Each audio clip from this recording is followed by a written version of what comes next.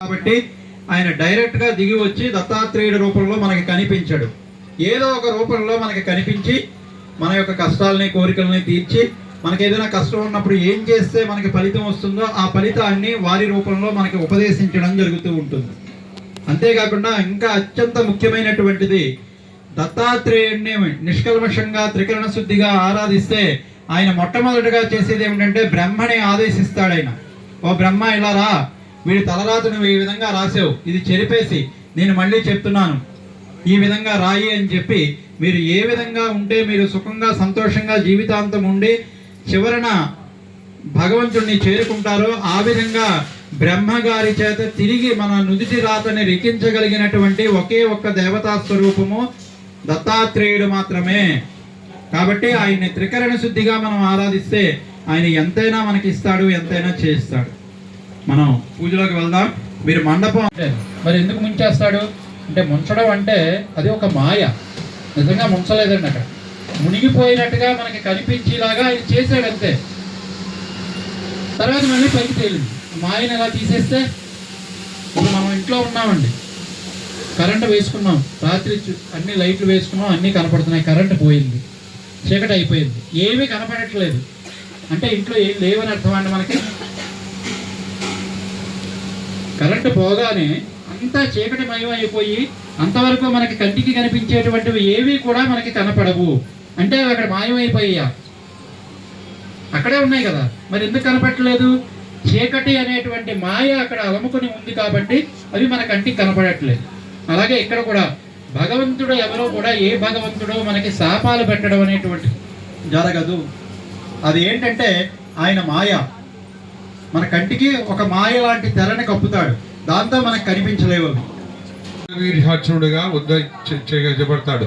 అయితే చొట్ట చేతులతో ఉన్న చక్రవర్తి నేను ఈ సామ్రాజ్యాన్ని తండ్రి తర్వాత పరిపాలించలేను అన్నప్పుడు అప్పుడు ఆ మంత్రి గారు సహ్యాద్రిపురంలో దత్తాత్రేయ స్వామి వారు ఉన్నారు, ఆ స్వామివారిని సేవించడం వలన మీకు సమస్య పరిష్కారం జరుగుతుంది అని స్వామివారు చెప్పడంతో చొట్ట చేతులతోటి కార్తవీర్యార్జునుడు మన సహ్యాద్రి పర్వతం వెళ్ళాడు. సహ్యాద్రి పర్వతం వెళితే దత్తాత్రేయ స్వామి వారు ఎలా ఉన్నారయ్యా అంటే, దత్తాత్రేయ స్వామి వారు పరీక్షలు పెడతా ఉంటారు భక్తులకి అంటారు. అలాగే స్వామివారు ఒక చేతిలో కళ్ళు ముంత, ఒక చేతిలో ఒక శ్రీ అంటే అనఘాలక్ష్మి, ఆమె అనఘామాత. స్వామివారికి కళ్యాణం లేదు, వ్రతము. స్వామివారి కనుబొమ్మల మధ్య నుంచి ఉద్భవించినదే అనఘామాత. ఆ అనఘామాతలో మహాలక్ష్మి, మహా సరస్వతి, కాళీ మూడు సంపూర్ణమైనటువంటి వారి యొక్క అంశాలు ఉన్నాయి. అలాగే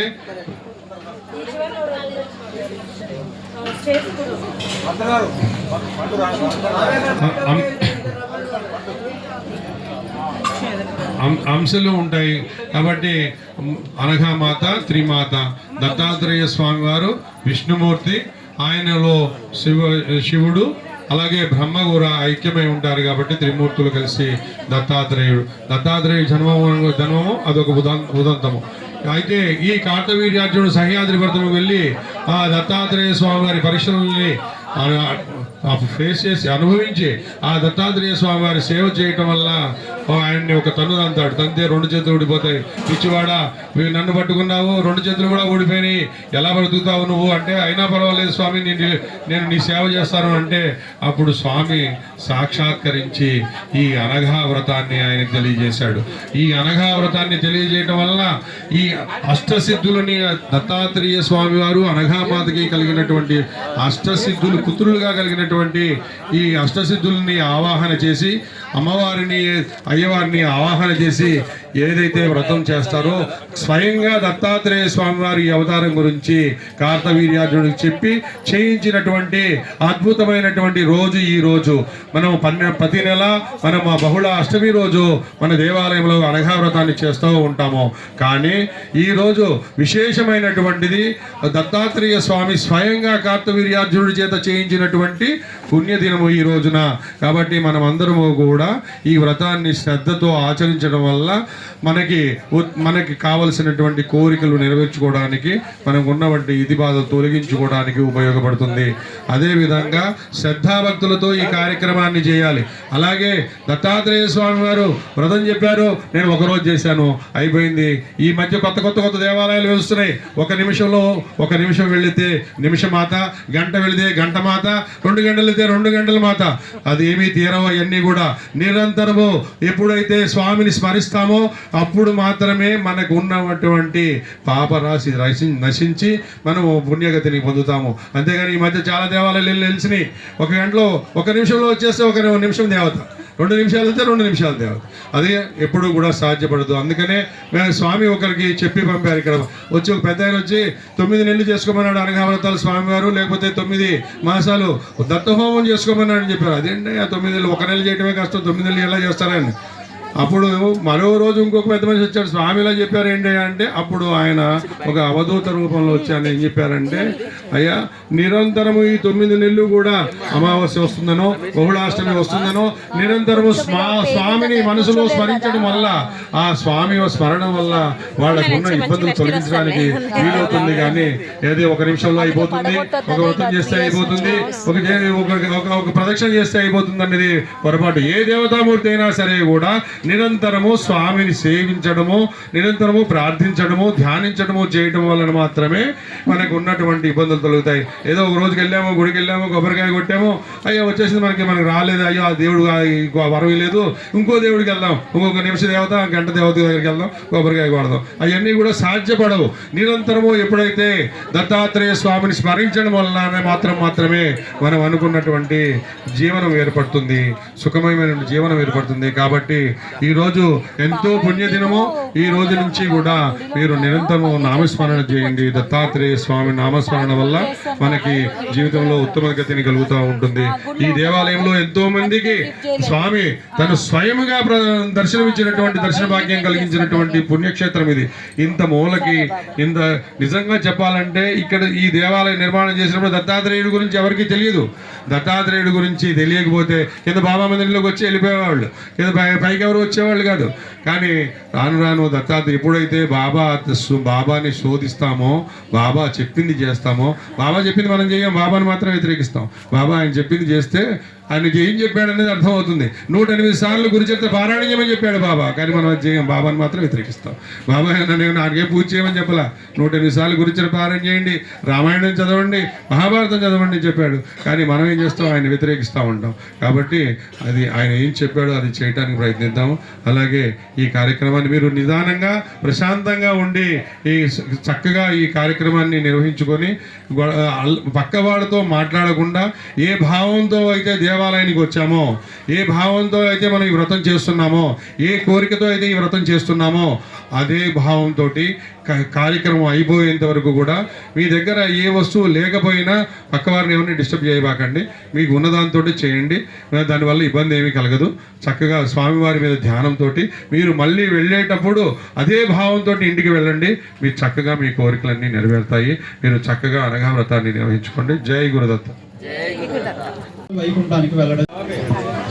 అక్కడమ్మా బ్రహ్మ విష్ణు మహేశాన రూపిన్ త్రిగుణనాయక త్రైవర్ణిక నమస్తుభ్యం తోరదేవానఘాత్మక విష్ణుస్వాం రక్షత చక్రమూర్ధందనః పూర్వకం అపరంగజో దేచీనందకోదస్తాద్వాసకరంతరేశ్వరేస్త్రా విఘ్నాదీశ ప్రసాదాదింద్రోపయాతు కాద్యమోవరణో విక్రమాతో రక్షాబంధన ముహూర్తస్సు ముహూర్త అస్తో.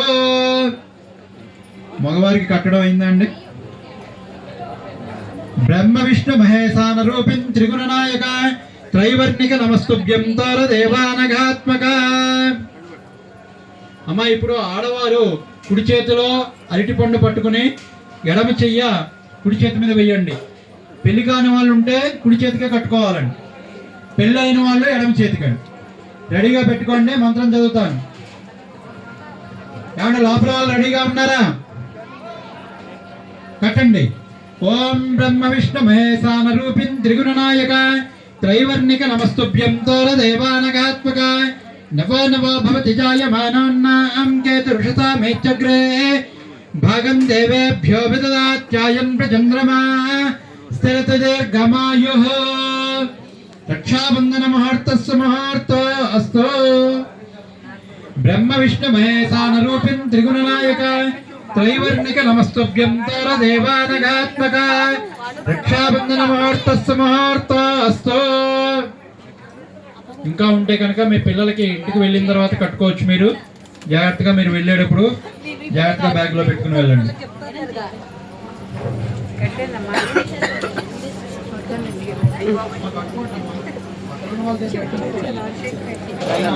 ఆడవాళ్ళ చేత కట్టించుకోవచ్చు, లేదు ఇంటి దగ్గర కట్టించుకుంటాం మా వారు వచ్చిన తర్వాత అంటే కళ్ళకత్తుకుని మళ్ళీ అక్కడ పెట్టుకోండి, ఇంటికి వెళ్ళేటప్పుడు పట్టుకెళ్ళండి, ఏదైనా పర్వాలేదు.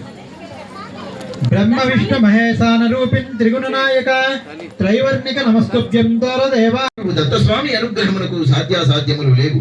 జంబాసుని చేతిలో పరాజయమును పొందిన ఇంద్రునికి సునాయసముగా తిరిగి స్వర్గాధిపత్యమును ప్రసాదించిన పరమదయాలువు సృష్టికర్త అయిన విరించికి వేద ప్రధానమును గావించిన విష్ణు స్వరూపుడు ఈయన. తలచిన వెంటనే దలాదన మహర్షికి వజ్రకవచమును ప్రసాదించిన పరమ పావనమూర్తి అట్టి దత్తస్వామి సహ్యాద్రికులలో కొలువయ్యున్నాడు. నీవు ఆయనను భక్తి శ్రద్ధలతో సేవించుము. ఆయన అపార కరుణామయుడు. నీ యొక్క బలహీనతను నివారించి సహస్ర బాహువులను ప్రసాదించగలడు. కానీ దత్తస్వామి భక్త సులభుడైనప్పటికీ పరీక్షా కఠినుడు. అందువలన ఆయన తన మాయా విలాసముచే త్రాగుబోతుగా శ్రీలోలునిగా మరెన్నో విధములుగా భ్రమింపజేస్తాడు. అట్టి మాయలకు లోబడక ఆయనను నిష్ఠతో సేవించిన ఎడల స్వామి అనుగ్రహము తప్పక లభిస్తుంది. నీవు ఆయనను ఆశ్రయించి నిస్సందేహముగా సేవించు అని అన్నారు. ఇందుకు కారణము అర్జునుని తండ్రి సూర్యదేశానుసారముగా దత్త ప్రసాదితమైన సప్తమీ స్నాపన వ్రతము చేసి ఆ వ్రత ఫలముగా ఈ పుత్ర సంతానమును పొందాడు. దత్తవరము కారణముగా జన్మించిన కుమారుడు మళ్ళా ఆయన అనుగ్రహ కారణముగానే శక్తిమంతుడు కావలనని ఈ విధముగా మార్గదర్శనము గావించినాడు. గర్గ మహర్షి మాటలు వినిన అర్జునుడకు ఇవి సందర్భోచితముగాను దైవ ప్రేరణగాను అనిపించి దత్తుని అనుగ్రహము పొందుటకు తల్లిదండ్రులు గురువుల అనుమతితో బయలుదేరినాడు. కార్తవీర్య ఆచరణీయమై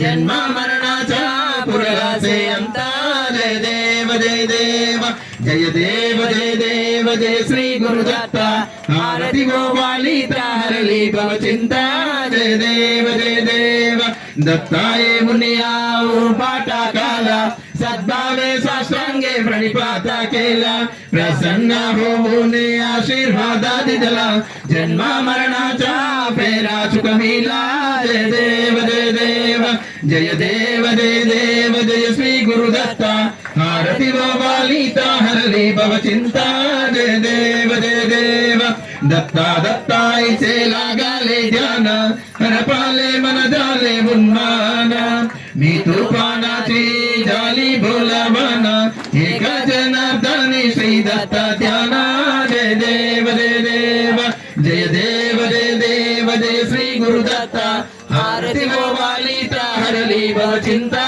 जय देव जय देव जय देव जय देव जय श्री गुरुदत्ता हारति गोपालिता हरली भव चिंता जय विलासाय योगमायधराय च योगी राजाधिराजाय दत्तात्रेयाय मंगलम् अत्रिमौनीश पुण्यश्री कोशागार स्वरूपिणे अत्रिवरद रूपाय दत्तात्रेयाय मंगलम् चंद्रानंद सुशीताय कालाग्नि शमनाय च भक्तारिष्टाय च सूर्य चंद्राग्नि रूपाय दत्तात्रेयाय मंगलम् सर्व सिद्धि फलोपेत ब्रह्ममूर्तिकजाय च सिद्धराजाधिराजाय दत्तात्रेयाय मंगलम् अज्ञानंदकमज्ञानं ज्ञानदीपाय चात्मने सत्यप्रबोध रूपाय दत्तात्रेयाय मंगलम् स्वमाय गुणगुप्ताय माया मुक्ताय मुक्तये परशुरामनादाय दत्तात्रेयाय मंगलम् आदिनादाय नादाय गुरूणां चक्रवर्तिने भूतरूपाय